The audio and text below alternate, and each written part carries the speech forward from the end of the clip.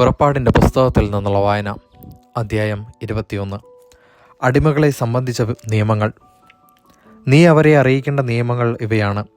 ഹെബ്രായനായ ഒരു അടിമയെ വിലയ്ക്ക് വാങ്ങിയാൽ അവൻ നിന്നെ 6 വർഷം സേവിച്ചു കൊള്ളട്ടെ. 7-ാം വർഷം നീ അവനെ സൗജന്യമായി സ്വതന്ത്രനാക്കണം.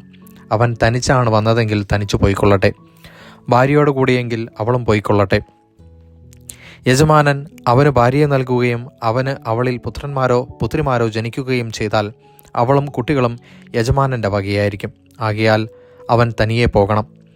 എന്നാൽ ഞാൻ എൻ്റെ യജമാനനെയും എൻ്റെ ഭാര്യയെയും കുട്ടികളെയും സ്നേഹിക്കുന്നു, ഞാൻ സ്വതന്ത്രനായി പോകുന്നില്ല എന്ന് ദാസൻ തീർത്തു പറഞ്ഞാൽ യജമാനൻ അവനെ ദൈവസമക്ഷം കൊണ്ടുചെന്ന് കതകിൻ്റെയോ കട്ടിളയുടെയോ അടുക്കൽ നിർത്തി അവൻ്റെ കാത് തോലുളി കൊണ്ട് തുളയ്ക്കണം.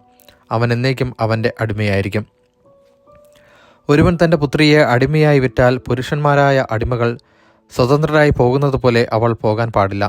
എന്നാൽ യജമാനൻ അവൾക്ക് വിവാഹ വാഗ്ദാനം നൽകിയ ശേഷം അവന് അവളിൽ അതൃപ്തി തോന്നിയാൽ അവൾ വീണ്ടെടുക്കപ്പെടുവാൻ അനുവദിക്കണം. അവളെ വഞ്ചിച്ചതിനാൽ അന്യർക്ക് അവളെ വിൽക്കാൻ അവന് അവകാശമുണ്ടായിരിക്കുകയില്ല.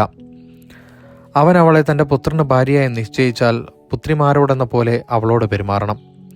അവൻ മറ്റൊരുവളെ ഭാര്യയായി സ്വീകരിക്കുന്നുവെങ്കിൽ ഇവൾക്കുള്ള ഭക്ഷണം, വസ്ത്രം, വൈവാഹിക അവകാശം എന്നിവയിൽ കുറവ് വരുത്തരുത്. ഇവ 3 അവൻ അവൾക്ക് നൽകുന്നില്ലെങ്കിൽ വിലയൊടുക്കാതെ അവൾക്ക് സ്വതന്ത്രയായി പോകാം. ദേഹോപദ്രവത്തിന് ശിക്ഷ.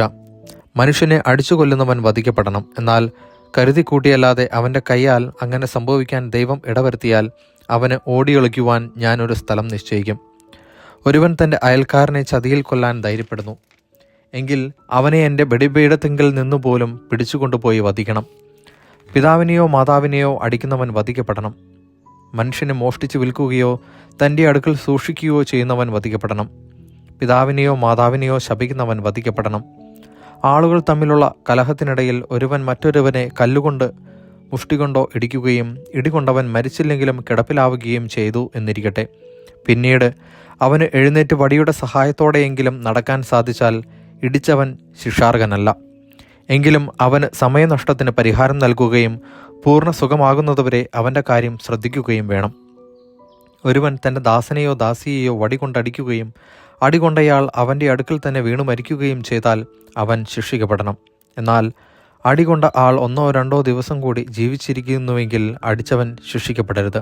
കാരണം അടിമ അവൻ്റെ സ്വത്താണ്. ആളുകൾ കലഹിക്കുന്നതിനിടയിൽ ഒരു ഗർഭിണിക്ക് ദേഹോപദ്രവം ഏൽക്കുകയും ഗർഭചിത്രത്തിന് ഇടയാവുകയും എന്നാൽ മറ്റ് അപകടമൊന്നും സംഭവിക്കാതിരിക്കുകയും ചെയ്യുന്ന പക്ഷം അവളുടെ ഭർത്താവ് ആവശ്യപ്പെടുകയും ന്യായാധിപന്മാർ നിശ്ചയിക്കുകയും ചെയ്യുന്ന തുക അവളെ ഉപദ്രവിച്ച ആൾ പിഴയായി നൽകണം. എന്നാൽ മറ്റെന്തെങ്കിലും അപകടം സംഭവിക്കുന്നുവെങ്കിൽ ജീവന് പകരം ജീവൻ കൊടുക്കണം. കണ്ണിന് പകരം കണ്ണ്, പല്ലിന് പകരം പല്ല്, കൈക്ക് പകരം കൈ, കാലിന് പകരം കാല്, പൊള്ളലിനു പകരം പൊള്ളൽ, മുറിവിന് പകരം മുറിവ്, പ്രഹരത്തിന് പകരം പ്രഹരം. ഒരുവൻ തൻ്റെ ദാസൻ്റെയോ ദാസിയുടെയോ കണ്ണ് അടിച്ചു പൊട്ടിച്ചാൽ അതിനു പകരം ആ അടിമയ്ക്ക് സ്വാതന്ത്ര്യം നൽകണം. ഒരുവൻ തൻ്റെ ദാസൻ്റെയോ ദാസിയുടെയോ പല്ല് അടിച്ചു പറിച്ചാൽ അതിനു പകരം ആ അടിമയ്ക്ക് സ്വാതന്ത്ര്യം നൽകണം. ഉടമസ്ഥൻ്റെ ഉത്തരവാദിത്വം. ഒരു കാള ഒരു പുരുഷനെയോ സ്ത്രീയെയോ കുത്തിക്കൊലപ്പെടുത്തിയാൽ അതിനെ കല്ലെറിഞ്ഞു കൊല്ലണം. ആരും അതിൻ്റെ മാംസം ഭക്ഷിക്കരുത്. കാളയുടെ ഉടമസ്ഥൻ നിരപരാധനായിരിക്കും.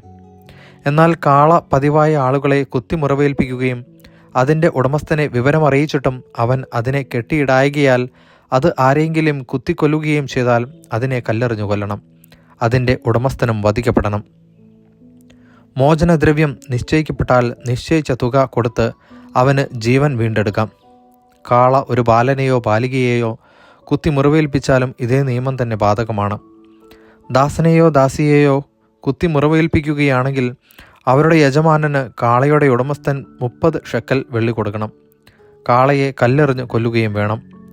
ഒരുവൻ കിണർ തുറന്നിടുകയോ അത് കുഴിച്ചതിന് ശേഷം അടയ്ക്കാതിരിക്കുകയോ ചെയ്തതുകൊണ്ട് അതിൽ കാളയോ കഴുതയോ വീഴാനിടയായാൽ കിണറിൻ്റെ ഉടമസ്ഥൻ ഉടമസ്ഥന് നഷ്ടപരിഹാരം ചെയ്യണം.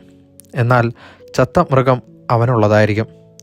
ഒരുവൻ്റെ കാള മറ്റൊരുവൻ്റെ കാളയെ കുത്തി മുറിവേൽപ്പിക്കുകയും അത് ചാവുകയും ചെയ്താൽ അവർ ജീവനുള്ള കാളയെ വിൽക്കുകയും കിട്ടുന്ന പണം പങ്കിട്ടെടുക്കുകയും വേണം.